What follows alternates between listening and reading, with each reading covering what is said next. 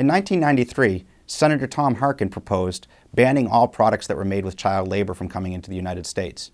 The result, according to Oxfam, is that thousands, quote, became prostitutes or starved. I'm Ben Powell, an economist at Suffolk University, and I'm going to talk to you about sweatshops.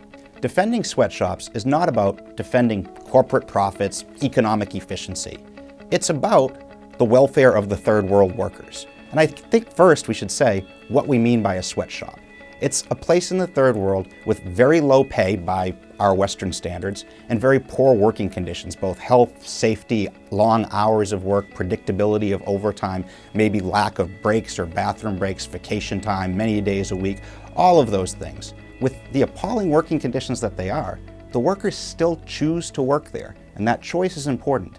Them choosing to work there demonstrates that they think it's better than the alternatives available to them.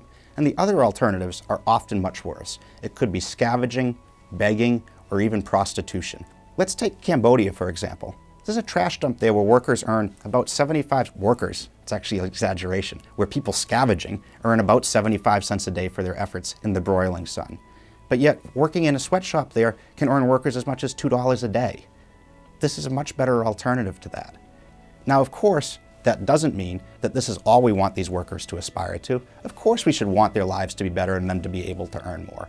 But it does mean that we have to be very careful what you agitate for, that you don't eliminate the sweatshop job to throw them into some much worse alternative that's out there. We need to give them more opportunities in sweatshops than fewer opportunities back in the informal scavenging subsistence agriculture sector. The good news is, the process of development is what cures the sweatshops, that brings increasing capital, labor, and technology into the countries. And this process can happen much quicker than it used to.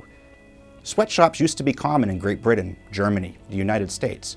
For us, it was about a 150-year or so process of going from pre-industrialization to post-sweatshop. What's happened is, when the US and Germany and Great Britain were going through this, all the capital had to be created anew, all the technology had to be discovered. Now it's all out there, so the potential for growth is explosive. But first, countries have to get their institutions right. Things that protect private property, the rule of law, and give economic freedom. These things can attract the capital and the technology of the country to make the growth explosive.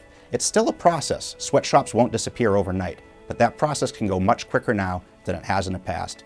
But it depends crucially on institutions that promote economic freedom.